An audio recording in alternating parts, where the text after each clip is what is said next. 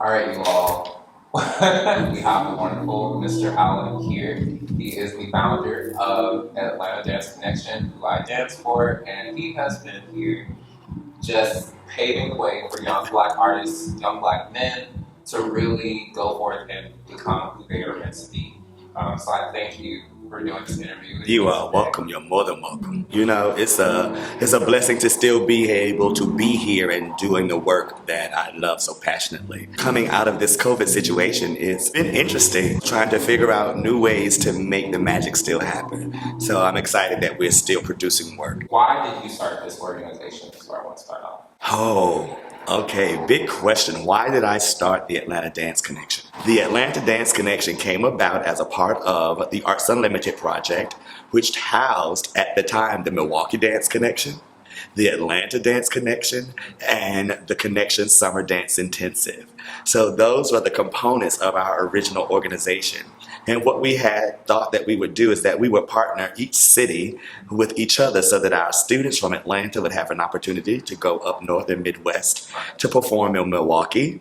And then for our Milwaukee students to be able to come south and be able to get that southern hospitality and that southern charm that we do here. And so all of that was through a method of dance, using classical dance as a way and as a vehicle to get out. And what inspired you to move to ATL? Well, being a native, I'm very proud to be a native Atlanta because there are not many Atlantans still here who are native. So I was born and raised here by beautiful and wonderful parents who afforded me the opportunity to explore all of my artistic passions. So when I left, I originally left to attend school at Florida A&M University. And then from there went on to the big lights, of course, to New York City to try to find out what it was all about, this dance thing. And from there, it was 25 to 27 years later that I stayed away because I was privileged to be able to work in my field that entire time. But it was coming towards the end of my dance career as a dancer. I had already moved into teaching and choreography and running programs, programmatic content and things like that. But I was longing and missing home. I was missing my family. I was missing out on those things that were now important, which was to see my niece and nephew grow up. And I needed to be a part of that. So I knew that was an opportunity here in Atlanta for me to move back home and to bring my passion back to my home city. What better place to do it than here in Atlanta, where I started, where there's a multitude of beautiful African-American talent, and then especially our young men who need an opportunity and an outlet. So I was just glad that we could come home to Atlanta and then begin to provide that opportunity. And so here we are 11 seasons later. So with you bringing ADC here, how do you feel that ADC has helped shape this community? I know definitely that we are a distinct brand. We are very distinctive in how we represent because I was not trained just as a dancer, I was trained as a professional. And that's something that people don't know, that those are two completely different things. So learning to be the professional was what I was able to draw upon.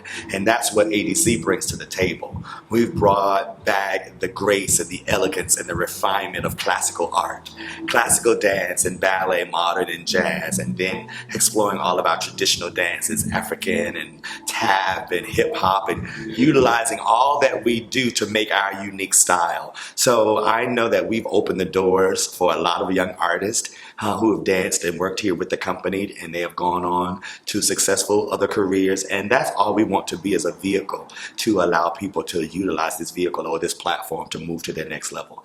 Because we say all the time, when you're connected, you're connected. But then when it's time for you to disconnect, to move towards this next platform or plateau, it is that time. But your connection is never severed, because you can always reconnect. Right.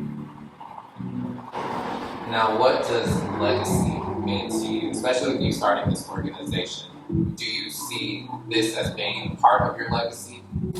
I would hope so. I would hope that all the work that I was able to do as a dancer, as an educator, and director now, I hope all of those things at some point will all weave themselves together to make this fabulous garment that can be left here in the city of Atlanta, so that when I'm no longer the artistic director, that the company will still exist, because it does not exist because of Allen. It exists because there was a need for our city.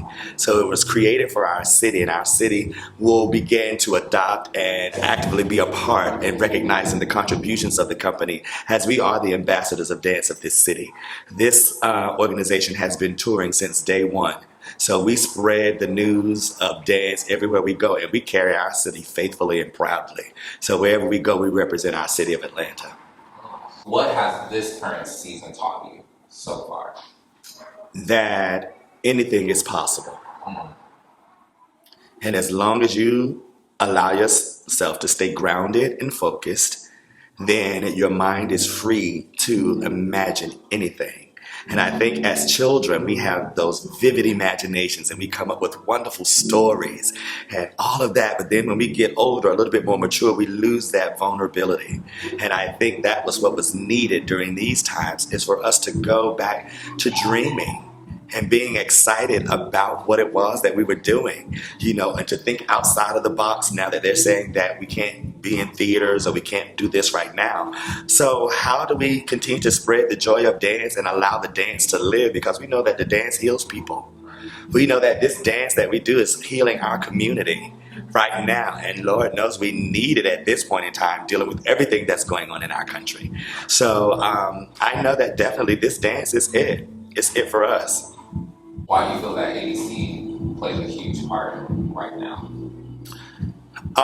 With so much going on about race relations, with so much going on about the pandemic and all of those things, we now really become warriors. Really warriors on this battlefield, to show that in the midst of all of that, there's still positive things that are going on. You can come into the studio every Tuesday, Thursday, and Sunday and see a plethora of young, Black, talented individuals in there sweating their hearts out, making a difference. And it's all to make a difference, because there are other choices that could be made. But they're making the choices to do something positive, to positively impact their community.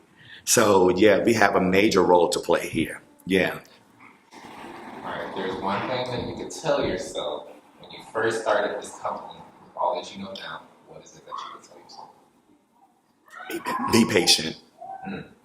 Be patient. Be patient. I'm a headstrong, vivacious, tenacity building type of individual. I think it takes that. So I like immediate things, but I don't like immediate gratification. I just like things to get done in a timely fashion.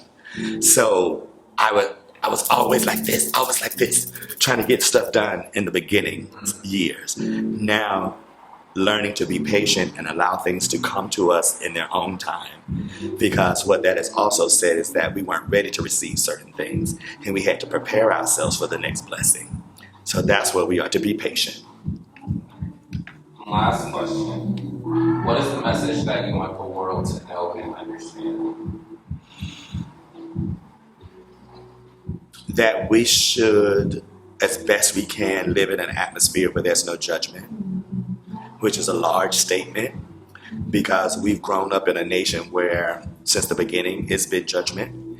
But if we can find a space in our mind and in our hearts to really allow people and things to be as they are and not pass judgment on that, I think that'll help us all with being able to break down our barriers and our walls that we put up to hide behind, because we are all still so vulnerable, we're all so sensitive, but we build these walls for protection. But I think if we could get to a place where we just are able to freely live, I think it will kind of solve a whole lot of problems. Yeah, just being able to leave it right there.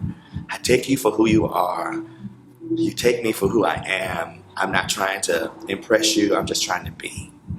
And in my being, I'm existing in the moment. I'm living every day in the moment. Because no moment is promised. We see that now. So with that, it's like, hey, be aggressive, be bold, be tenacious. Our original motto for this company was grace, elegance, and energy, because that's what I represent. But in our 11th season, we are reloaded and we're bold, black, and we're beautiful. Yeah. Okay, so here we go. We got work to do. We don't shy away from the work because we know it's hard, but we're ready to do the work. Well, thanks so much, everybody, for joining in. And I hope to see you all very soon, either virtually or in person, because we have some wonderful things coming up.